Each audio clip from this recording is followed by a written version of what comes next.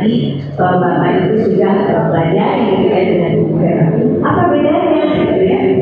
Kemudian apa sih itu analisis regresi ini sebetulnya untuk apa gitu ya?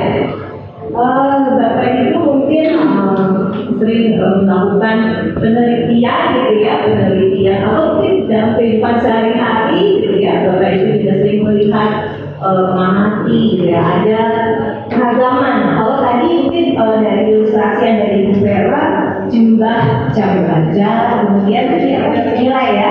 Nah, nilai itu kan beda-beda kan.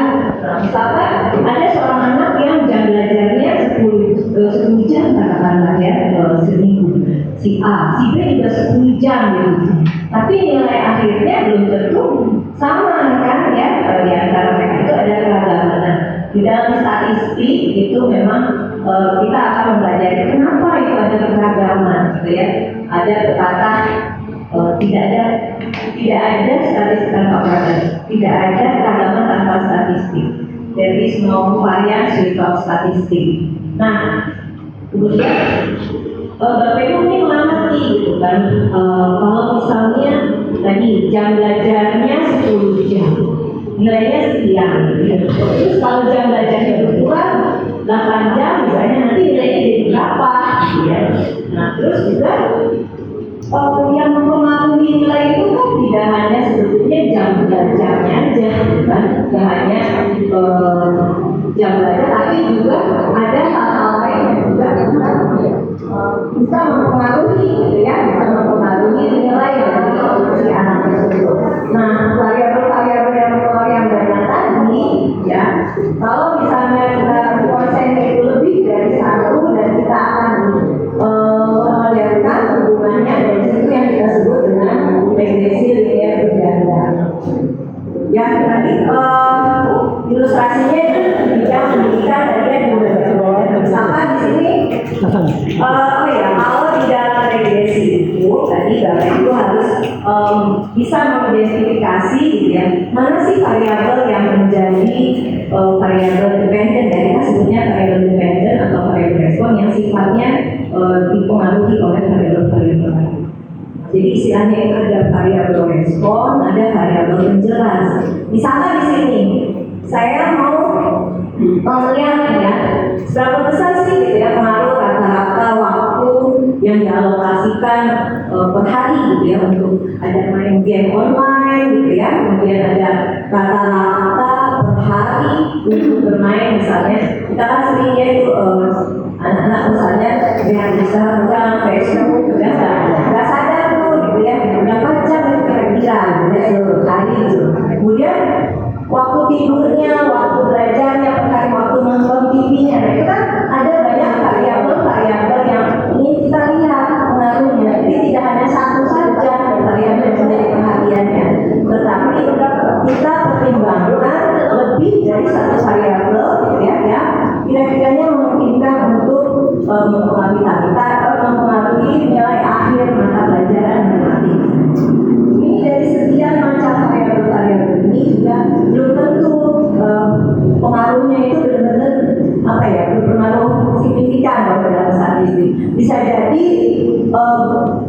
dari sekian variabel yang kita tuliskan ini, mungkin untuk bermain media sosial ini tidak berpengaruh secara nyata terhadap nilai matematika tadi ya. Nah, ini banyak juga misalkan Bapak Ibu sekarang ingin melihat harga mobil dengan usia mobil. Kita ingin lihat gimana sih pengaruhnya gitu ya. Apakah dengan semakin tua usia mobil, harga jual mobil itu akan gimana? Itu kan ada hal kecil yang ingin kita lihat hubungannya gitu ya. Kira-kira gimana Bapak Ibu? Kalau kita ingin melihat hubungan antara harga jual mobil dengan umur mobil bekas ya maksudnya, akan makin naik atau makin turun? Turun ya. Jadi semakin tua itu umurnya mobil, harga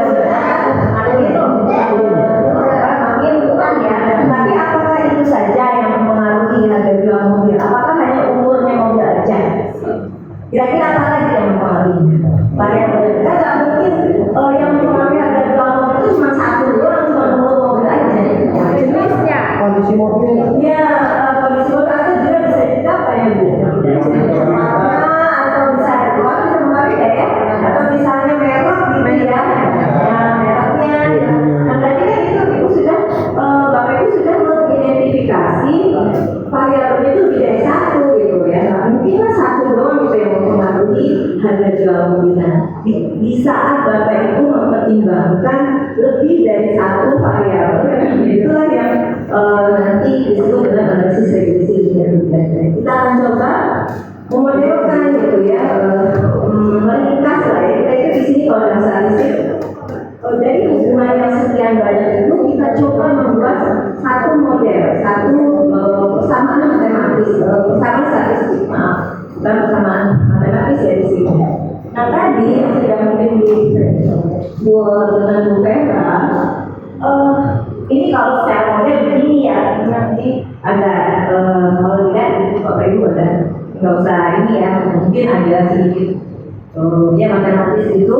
Jadi segala macam tadi variabel-variabel yang Bapak Ibu teliti tadi, kalau kita ingin ringkas dari suatu model, nah yang variabel-variabel yang tadi yang kira-kira yang berpengaruh itu kita ringkas, itu yang disebut dengan variabel penjelasnya, ya. Kita sebut variabel penjelas independen yang biasanya disimbolkan dengan X gitu ya. Kalau misalnya tadi ada usia mobil, kemudian misalnya tadi apa lagi merek, X1, X2, dan yang di sini yang Y-nya itu adalah yang tadi harga jualnya gitu ya. Nah ini secara matematis seperti ini ya, dinomorasikan. Nah ini apanya yang ada simbol-simbol ini, notasi beta-beta ini apa? Nah ini akan kita ketahui. Jadi kalau misalnya umurnya mobilnya itu semakin tadi tua 1 tahun atau semakin bedanya lagi naik lagi menjadi 1 tahun lagi, penurunannya itu jadi berapa? Nah itu nanti akan kita lihat. Nah juga yang namanya kita memodelkan ya Bapak Ibu, belum tentu juga model yang kita spesifikasikan itu benar-benar cocok dengan data kita. Nah tadi kan sudah dibahas ya dari misalnya itu juga. Kita nanti akan melihat model kita itu seberapa bagus, seberapa cocok dengan data yang kita punya. Jadi kita akan lihat bagaimana mengukur kebaikan model gitu ya. Nah di sini kita nanti akan lihat. Nah ini yang saya skip aja ya Bapak Ibu. Jadi tadi yang simbol-simbol yang beta-beta tadi itu yang kita sebut dengan parameternya, itu yang nanti akan kita cari berapa besar. Nah tadi kalau misalnya nilai langsung ke data ya, misalkan Y-nya itu yang jadi ubah responnya adalah nilai akhir gitu ya, nilai akhir, nilai ujian akhir ya, nilai akhir mata pelajaran. Nah itu ada yang mempengaruhinya tadi saya simbolkan itu ujian 1, ujian 2 gitu ya. Mungkin datanya tadi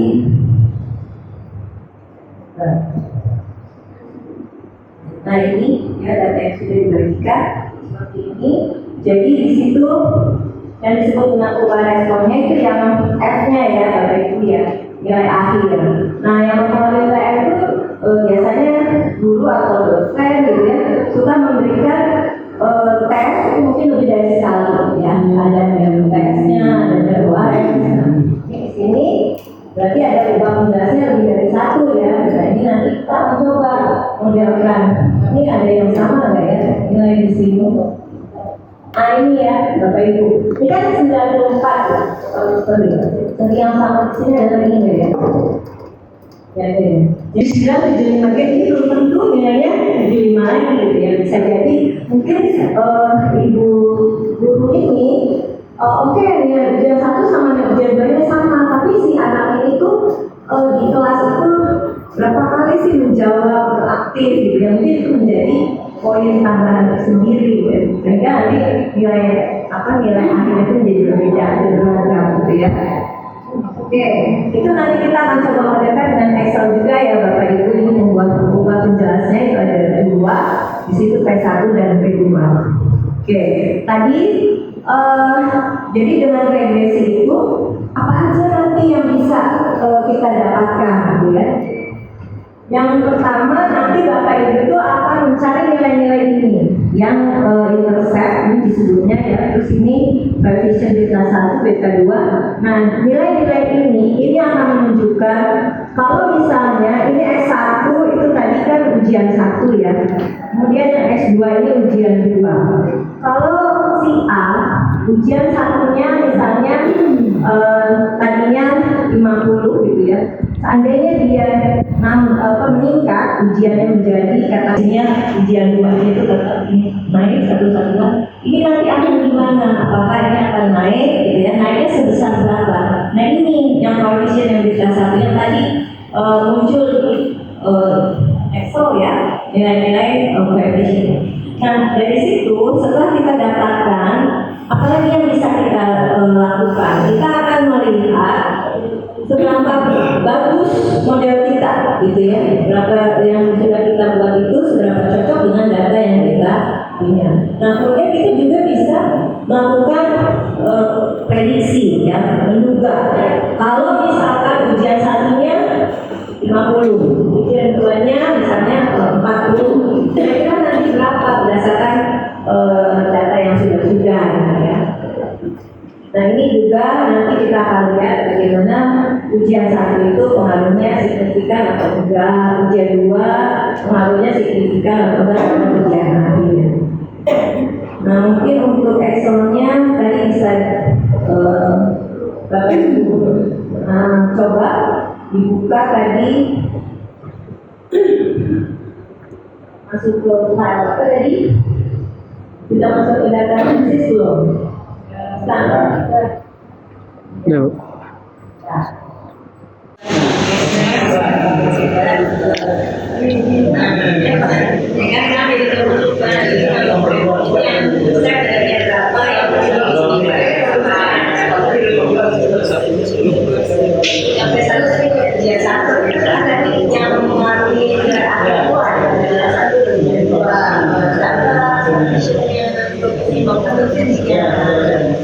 Kalau misalnya ujian satu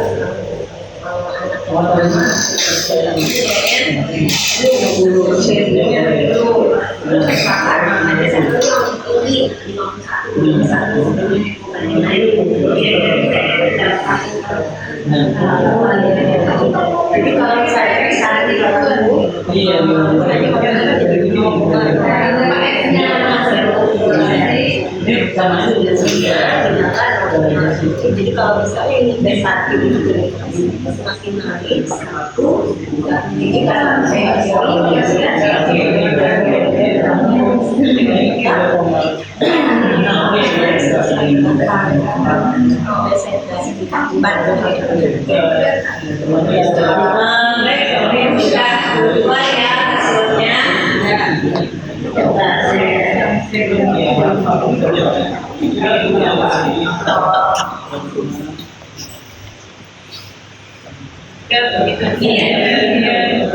sama nggak semuanya nih dapat interseptnya -14,5 lumayan. Nah tadi kan saya tuliskan ya secara umum yang namanya model regresi linear berbeda itu seperti apa. Kita tadi dimodelkan seperti ini ya Bapak Ibu. Nah kalau karena kita variabel penjelasnya punya 2, tadi ujian 1 dan ujian 2, nah kita tulisnya gini X1 X2. Nanti kalau misalkan ada variabel lain juga menjadi pertimbangan, Bapak Ibu bisa ditambahkan lagi gitu ya, kita 3 X3. Tadi itu misalnya jumlah rata-rata main Facebook gitu ya berapa jam, terus misalnya lagi rata-rata tidurnya gitu sehari berapa jam, itu sama kita lihat bagaimana pengaruhnya terhadap hasil akhir ujian. Nah ini secara umum tuh modelnya ini. Yang akan kita cari adalah ini nilai-nilai beta 0, beta 1, beta 2 itu berapa. Nah, tadi setelah berdasarkan data yang kita kumpulkan terhadap 22 orang mahasiswa itu diperoleh hasilnya kayak ini tadi. Nah berdasarkan yang itu kita akan coba nanti kira-kira kalau ada siswa yang memiliki nilai kayak ini gitu, satunya sekian, kira-kira berapa nanti hasil akhirnya. Nah tadi dapat ini yang namanya intersect itu buat yang di sini. Jadi -14,5 ya. Yang -14,5 itu jadi 2 yang beta 0. Kemudian ini yang 0,48 untuk yang di sini. Karena ini tadi S1 bersesuaian dengan P1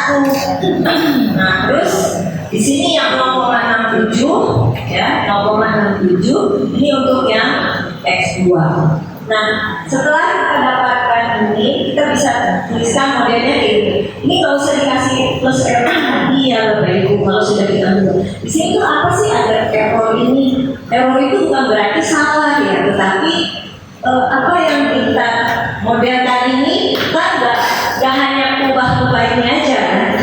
Masih banyak variabel lain, ubah lain yang kemungkinan bisa mempengaruhi ini gitu ya.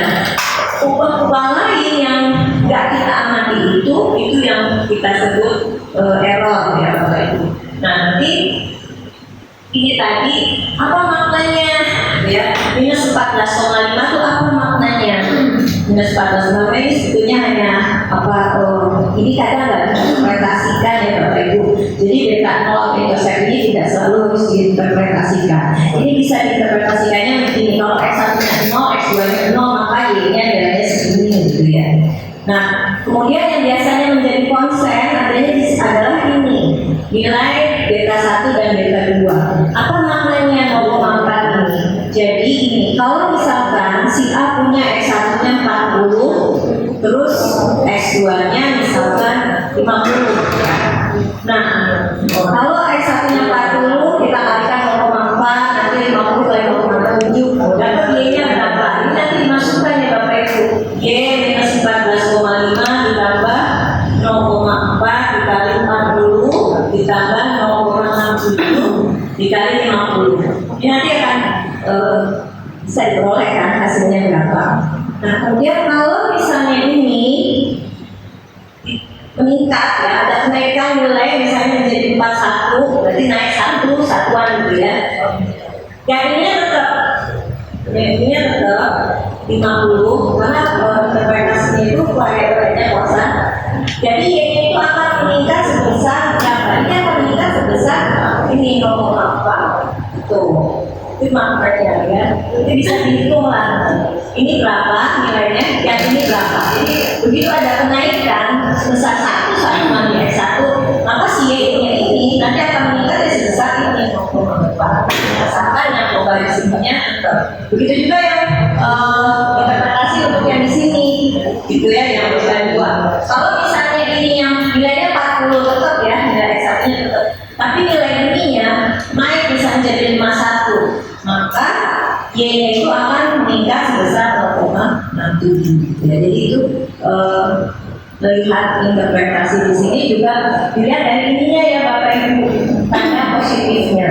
Jadi kalau ini tandanya positif, kalau ini naik, ini juga naik, hubungannya sejalan. Tapi kalau misalnya ini tandanya negatif, nah itu hubungannya terbalik. Kalau ini naik, dia nilai-nilainya akan turun. Seperti yang hubungannya terbalik itu tadi yang kayak harga mobil sama umur mobil ya. Jadi kalau misalnya umur mobil naik, harganya itu akan turun gitu ya. Terus apalagi yang bisa dilihat di situ? Kan ada banyak angka-angka tuh ya, maknanya itu apa aja.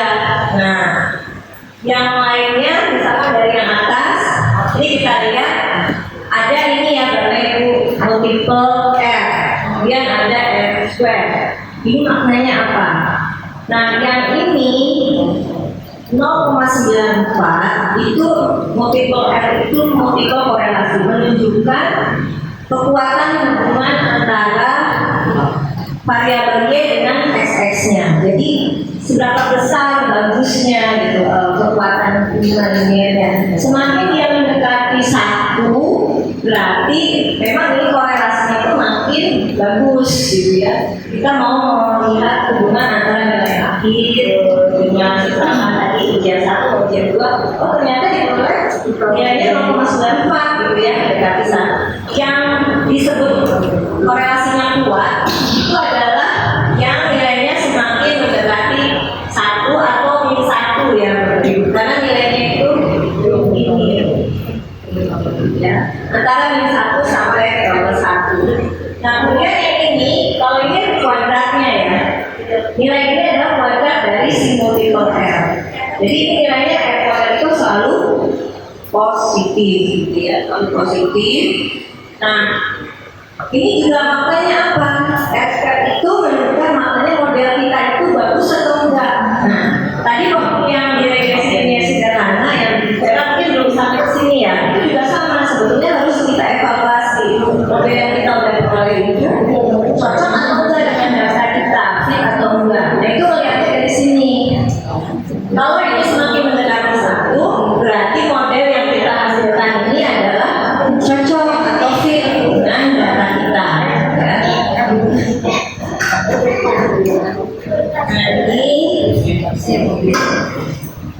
Selanjutnya ada yang informasi yang di bawahnya, gitu ya, Bapak Ibu bisa dilihat. Nah, tadi seperti yang sudah saya bilang, penelitian kita mestinya kita melibatkan banyak variabel, gitu ya. Belum tentu semua variabel yang kita amati itu pengaruhnya signifikan terhadap variabel respon ya. Misalkan kalau tadi nilai akhir ada ujian 1, ujian 2, terus kita lihat lagi coba ya variabel yang lainnya, misalkan dia rata-rata ikut organisasinya berapa jam dalam seminggu. Bisa jadi kalau kita lihat pengaruhnya itu mungkin nggak terlalu besar, misalnya pengaruhnya kecil. Nah, itu artinya dalam statistika istilahnya pengaruhnya itu tidak signifikan, ya. Jadi ada satu variabel yang pengaruhnya signifikan, tapi ada variabel lain yang pengaruhnya tidak signifikan. Nah, gimana cara melihatnya, gitu ya? Pengaruh yang signifikan yang mana yang tidak signifikan itu. Nah, melihatnya dari sini, ya Bapak Ibu nih. Jadi di sini ada nilai istilah P value ya. P value di sini ini untuk melihat variabel yang kita amati itu pengaruhnya signifikan atau enggak. Jadi kalau misalkan kita akan ini balik lagi ya. Nah, ini patokannya biasanya yang sering dipakai nilainya itu 0,05 ya. Jadi ini adalah peluang terkecil kita untuk menolak atau menyatakan bahwa sesuatu itu signifikan adalah sebenarnya tidak signifikan. Nah, kalau di sini dilihat ini nilainya kecil ya Bapak Ibu ya, kecil besar. Kecil hampir sama ya sebetulnya ya. Nah, jadi kalau dia ini lebih kecil atau sama sebenarnya ini kalau dia berarti pengaruhnya sebenarnya tadi yang saya bilang kalau value itu kurang dari alfa, maka yang kita sebut pengaruhnya itu signifikan ya. Karena kalau yang bawah ini sudah jelas ya, kecil, lebih kecil ya daripada ini alfa. Jadi yang P2 itu ujian kedua itu pengaruhnya sangat signifikan sekali terhadap nilai akhir ya, berkontribusi besar ya. Kalau yang atas ya ini kan hampir sama itu ya. Nah, dia signifikan tapi tidak terlalu besar ya. Ya hampir sama ya, alfanya. Nah, kemudian tadi Bapak Ibu ada yang tanya kan, untuk apa sih gitu ya yang residual itu. Nah, ini di sini Bapak Ibu lihat ada prediktif. Jadi ini adalah nilai hasil dugaannya. Coba Bapak Ibu sekarang lihat. Kalau yang tadi di data amatan yang pertama itu nilainya berapa? Jadi data aslinya. Nah, 73 ya. Yang lihat yang itu yang nah, kalau data aktualnya ya untuk yang angka pertama itu 68 ya, tapi berdasarkan prediksi model dapatnya 72 kan. Nah, berarti kan ada selisih ya, itu yang tadi yang disebut dengan error. Nah, error itu kalau dibuka namanya istilahnya residual. Yang kedua berapa amatannya? 75. Itu juga ada selisih juga ya. Memang kan sesuatu yang namanya memprediksi itu belum tentu tepat sama kan. Ya bisa jadi ada selisih-selisih. Nah, kita itu ingin melakukan pendudukan tapi selisihnya itu jangan besar gitu ya. Selisihnya sekecil mungkin. Ya, itu yang amatan yang di sini. Ini sebetulnya hasil prediksinya, kemudian yang residual itu selisih antara tadi berapa 68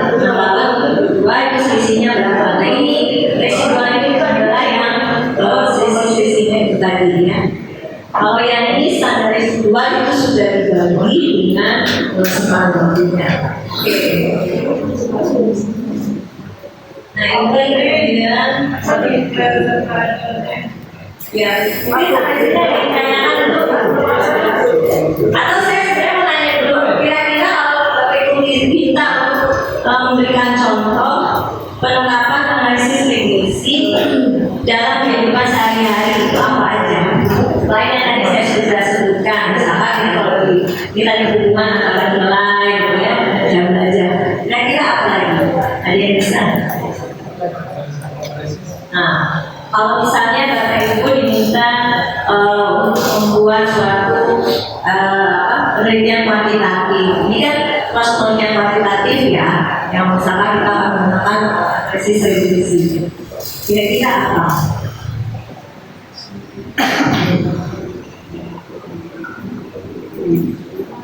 Belajar ya.